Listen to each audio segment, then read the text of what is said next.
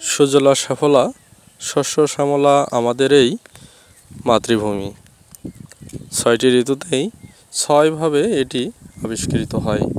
আমরা অনেক সময় টাকা খরচ করে বাইরের দেশের সৌন্দর্য দেখতে যাই, অথচ বাড়ির পাশেই অনেক সুন্দর জায়গা আছে যেগুলো দু চোখ মেলে কখনো দেখাই হয়নি।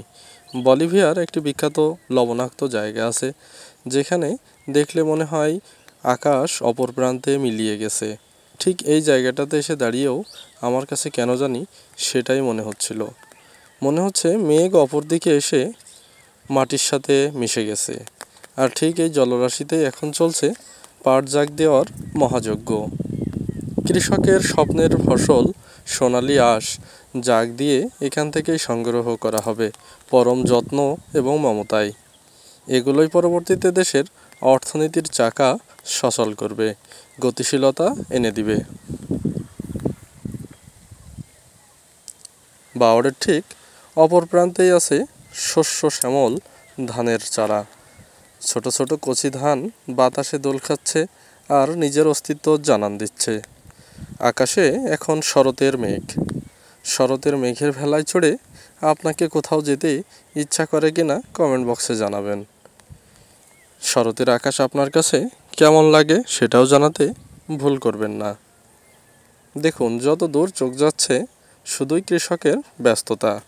কখন সেই সোনালি ফসল, সেই সোনালি আঁশ ঘরে উঠবে সেই প্রত্যাশায়।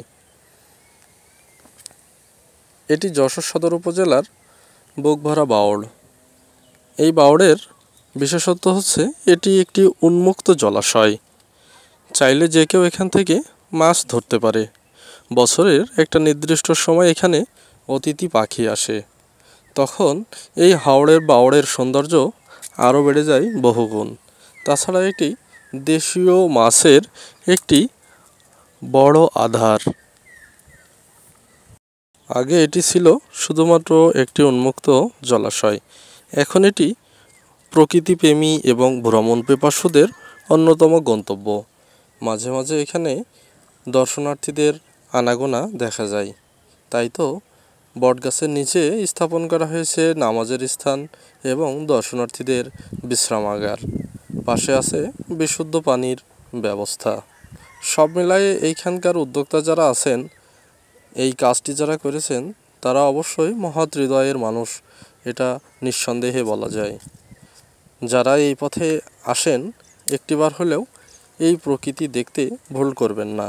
এটার অবস্থান হালসা গ্রামে, যেটা যশোর শহর থেকে মাত্র 10 কিলোমিটার দূরে।